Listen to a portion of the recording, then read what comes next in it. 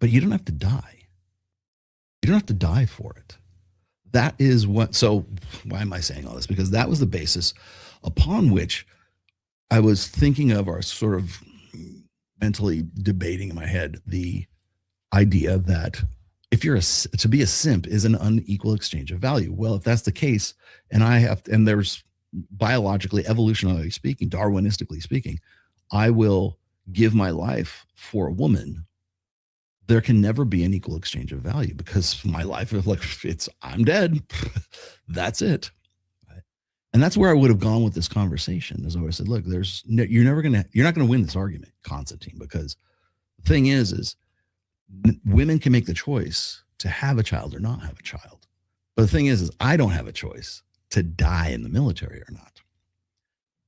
And again, it doesn't have to be the United States. Go look at what's been going on in the press gangs and everybody in Russia. Hell, I watched this video I was watching a video about how women who had they hated their husbands or something like that, abusive husbands, they would report them to the military, and they will come and conscript them and bring them out of the house. And now if that man dies in the Ukraine-Russia war, she gets death benefits from the military.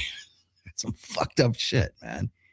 So that's Russia. I don't know what's going on in the Ukraine. I do know this: only men are fighting in there, and all the women from the Ukraine suddenly find their way to the United States, Canada, Poland. They're hot too. So yeah, it's trying to draw parallels between military conscription and motherhood is a losing proposition.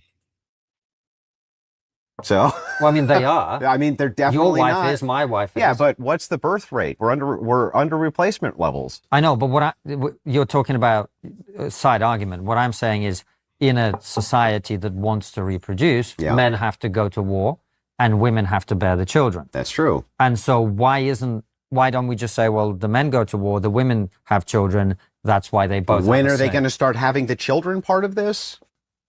I mean, my wife's doing it. Yeah, but your wife's doing it, so shouldn't they have the right to vote? You're not fucking fighting war, are you? Men, well, nor am I. Is there the potential for that through the draft? Well, like just the potential for them to have children. You say they're not. Well, I could say you're not being drafted. Same thing. God damn it. Just say choice, man. For the love of Christ, say choice. I think he does. No, you can't. There is no equivalency, and I can point out the distinction. Yeah, the compulsion thing. The compulsion, yes. But for a society to work, men have to go to war and women have to have kids. I agree, but you need to get to they're having kids part before you can tell me that there's some equivalency to men being drafted, because they're not having kids. And you're not being drafted. But I can be compelled because I've signed up for the draft. Where have they signed up to have kids? He loses right there. That's where he lost it. This is where Constantine lost, and this is where he gets him. And I would have pressed the advantage right here, but that's where he loses it. It's compulsion. It's compulsion versus choice. That's really what he's trying to argue, and there's no getting around it. He's like an eel in the weeds from here on out. I think this is a splitting hairs argument. I think it's not. I think that the idea that my children can be drafted, or I could be drafted even at my age, because perhaps I have knowledge which would be useful to the United States military. They could do it in 5 seconds. Actually, they raised the that's enlistment. 26, I think, is conscription, but he's not incorrect. They could bring me on. They in Ukraine, they draft 60-year-old men. Okay. If they need you, they're going to take you, and you can peel potatoes or whatever it is they need. Right. Women do not have to do that. They do not have to sign up for selective service. Yeah. They're not compelled and will never be compelled. It's asymmetrical in that way. They can avoid pregnancy though. Right. And if you're saying that they have a duty to have children. I'm not saying they have a duty. But you have a duty to go fight a war if you get drafted. Correct. Oh, okay. And this is fair. Where do we get to the fairness? See, essentially this is just a more like another iteration, another version of when, and God bless him, man, when Andrew was on with Tommy Lahren. It was like, what's in it for guys? What's in it for men? That's the kicker. And so you have to find some way to sort of square that circle. Tommy sure couldn't. Tommy's still stinging from that one, right? But now he's basically laid sort of the same conundrum on Constantine.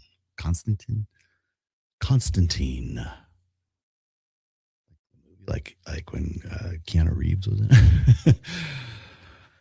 So he's laying this on him, and there's no coming back. It's compulsion versus choice is what it is. You can't, like, between existence and non-existence, there's like, tell me what the equal exchange is. And that's what comes down to what's in it for guys, right? That's what he asked of Tommy Lahren. The other part is, what's the trade-off? Oh, we need women to have babies and everything. Well, yeah, of course, the fertility rate's in the shitter right now. Well, but why is that? I mean, he should have got into this point. Why is that? Well, because average women don't want to get with average men. Number one. That's why the number one reason why it's really easy. I have so many, I see so many of these videos where they're trying to go, why is the fertility rate below replacement? Well, shocker, it's been below replacement in the United States since 1975. But now we'll have the conversation now. But like, we want to get into these really cerebral, well, it's because of men aren't quality enough and da da da da. It's like, no, it's because average women do not want to get with average men. In fact, average women feel that they are entitled to above average men. That is as a result of technology. That is as a result of the choice paradox. Women in a globalized sexual marketplace believe that their sexual market value is way higher than it actually is because they are dissociated from the local sexual marketplace. So when you take those assessments from a global, like self-assessments, from a global sexual marketplace, and then you apply them to the local sexual marketplace, and you look around and you go, these guys aren't worth this pussy.